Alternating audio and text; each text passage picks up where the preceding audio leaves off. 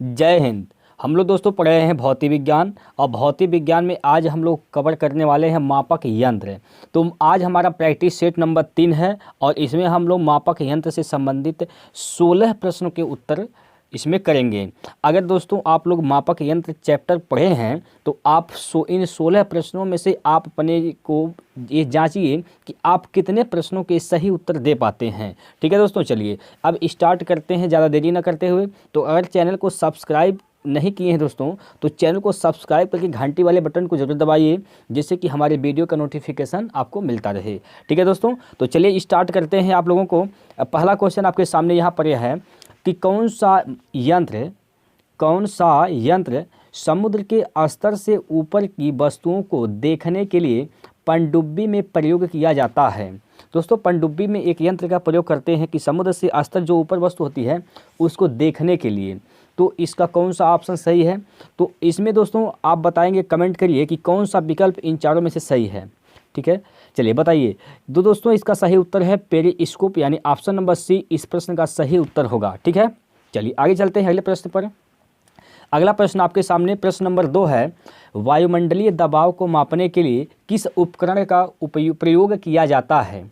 जो वायुमंडलीय दाब होता है दोस्तों, उसको मापने के लिए किस उपकरण का प्रयोग करते हैं? Lactometer, barometer, thermometer, multimeter. तो आप लोग कमेंट करिए, कमेंट करके जरूर जल्दी बताइए कि इस प्रश्न का उत्तर क्या है। देखिए दोस्तों, लैक्टोमीटर दूध की शुद्धता का मापक यंत्र है, और थर्मोमीटर ऊष्मा से संबंधित है। तो इसका जो सही उत्तर है वह है बैरोमीटर, यानी ऑप्शन नंबर बी इस प्रश्न का सही उत्तर है। ठीक है दोस्तों, चलिए आगे चलते हैं। अगला प्रश्न आपके सामने है, सूर्य को देखने के लिए किस यंत्र का प्रयोग किया जाता है? सूर्य को देखिए दोस्तों, सूर्य को देखने के लिए आप किस यंत्र का प्रयोग करते हैं? तो इसका उत्तर क्या होगा? इसका उत्तर क्या होगा दोस्तों? यह है ऑप्शन नंबर सी, यानी हेलियोस्कोप है इसका, यानी जो यंत्र है हेलियोस्कोप, इस यंत्र की सहायता से सूर्य को देखा जाता है। अगला प्रश्न दोस्तों, अगला प्रश्न आपके सामने यहाँ पर है, अगला प्रश्न आपके सामने यहाँ पर दिया है कि विभवांतर को मापने के लिए किस उपकरण का प्रयोग किया जाता है? विभवांतर को मापने के लिए किस उपकरण का प्रयोग किया जाता है? चलिए, तो विभवांतर को दोस्तों मापने के लिए वोल्ट मीटर का प्रयोग करते हैं। ऑप्शन नंबर डी इस प्रश्न का सही उत्तर होगा।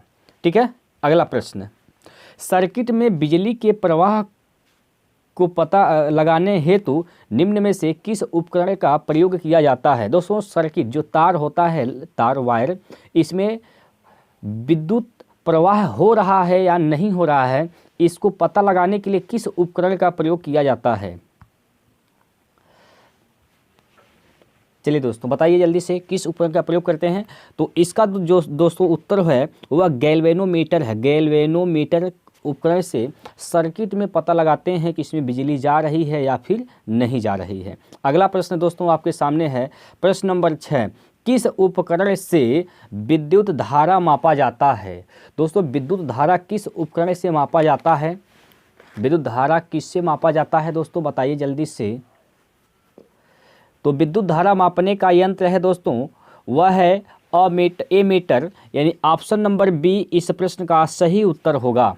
ठीक है दोस्तों, चलिए अगला प्रश्न आपके सामने यहाँ पर, ओडोमीटर एक ऐसा उपकरण है जिसका उपयोग गाड़ियों में डैश मापने के लिए किया जाता है। तो दोस्तों ओडोमीटर एक मापक यंत्र होता है। तो इससे क्या चीज़ मापा जाता है? तो ओडोमीटर से क्या चीज़ मापा जाता है, ये आपसे पूछा गया है। ठीक है दोस्तों, चलिए,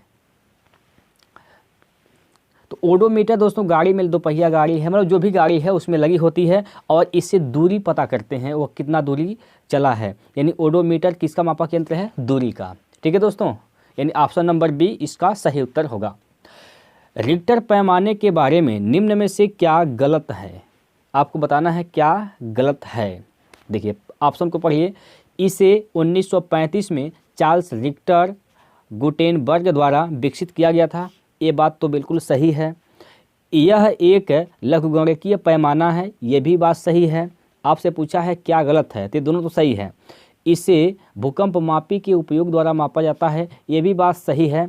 रिक्टर पैमाने पर 8 से 9 की तीव्रता का अर्थ है हल्का भूकंप। नहीं दोस्तों, 8 से 9 पर जो भूकंप आता है रिक्टर स्केल पर, वह हल्का नहीं, वह बहुत तीव्र होता है। तो यही बात गलत है और इस प्रश्न के हिसाब से यह उत्तर आपका सही होगा। ठीक है दोस्तों, अगला प्रश्न, तरल पदार्थ को मापने के लिए किसका प्रयोग किया जाता है? जो तरल पदार्थ जैसे पानी है, तेल है, ये सब तरल पदार्थ होते हैं, तो इसको मापने के लिए किस यंत्र का प्रयोग करते हैं, ये पूछा गया है इसमें।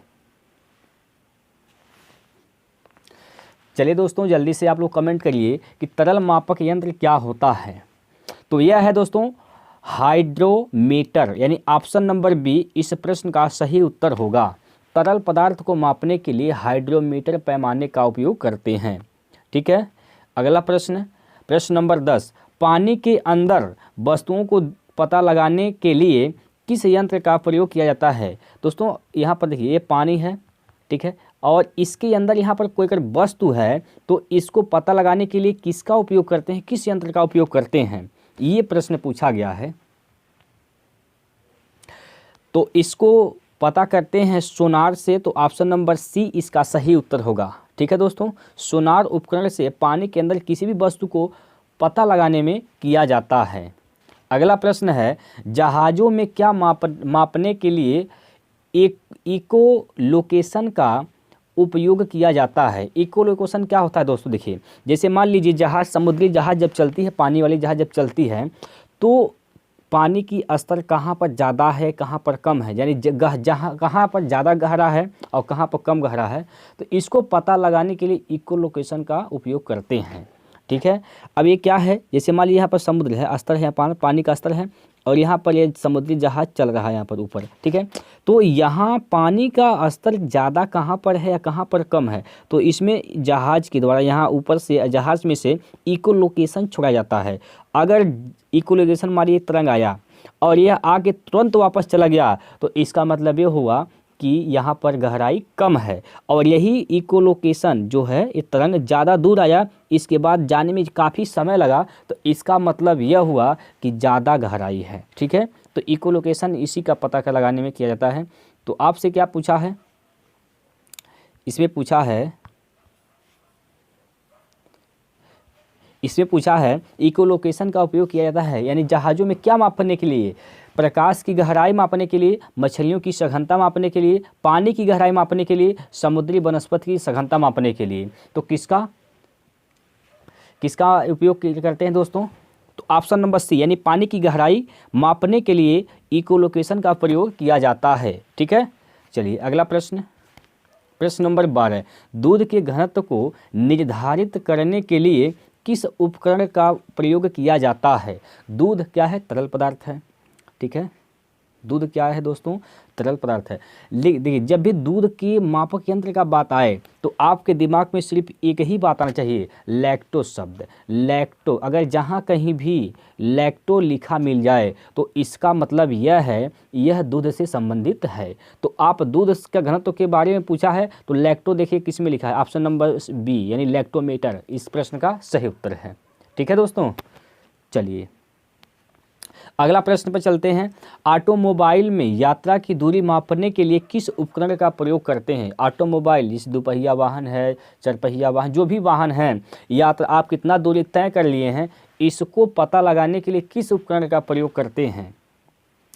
तो ओडोमीटर से दूरी मापते हैं, तो ओडोमीटर ऑप्शन नंबर बी सही है। ठीक है, अगला प्रश्न, डॉट वाहन की गति जानने में मदद करती है, यानी कौन सा, इनमें से कौन सा उपकरण वाहन की गति को पता करता है? वाहन की गति को पता करने के लिए किस उपकरण का प्रयोग करते हैं?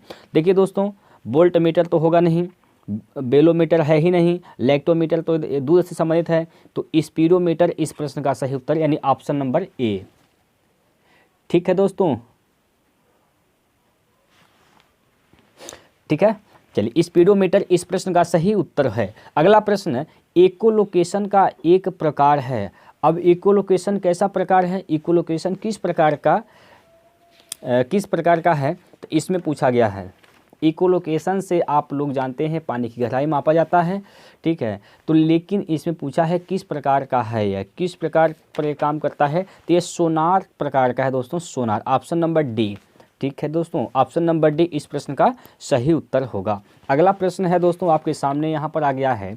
अगला प्रश्न, किसका प्रयोग हवा की शक्ति और वेग को मापने के लिए किया जाता है। हवा की शक्ति और हवा का वेग मापने के लिए किस का प्रयोग किया जाता है, इनमें से किस यंत्र का प्रयोग किया जाता है, ठीक है। हवा एनीमोमीटर, हवा क्या होता है दोस्तों, एनीमोमीटर इसका यंत्र का नाम है। हवा की शक्ति और वेग का पता लगाने वाले यंत्र का नाम क्या है, एनीमोमीटर, यानी ऑप्शन नंबर डी इस प्रश्न का बिल्कुल सही जवाब होगा। ठीक है दोस्तों, तो ये 16 सवाल थे और आशा करता हूँ आप लोग का परफॉर्मेंस अच्छा रहा होगा। आप लोग कमेंट करके यह बता दीजिए कि आप इन 16 प्रश्नों में से कितने प्रश्नों के जवाब सही किए हैं, कितनी का उत्तर आप सही बताए हैं। तो आज के लिए इतना ही दोस्तों, फिर आगे हम मिलते हैं यांत्रिकी चैप्टर लेके। तो इसमें हम लोग कार्य से संबंधित क्वेश्चन करेंगे, तो कार्य चैप्टर आप लोग पढ़ कर आएंगे तो आप लोग जवाब आसानी से दे पाएंगे। ठीक है दोस्तों, तो फिर मिलते हैं अगले वीडियो में। तो आज के लिए इतना ही। जय हिंद, जय भारत।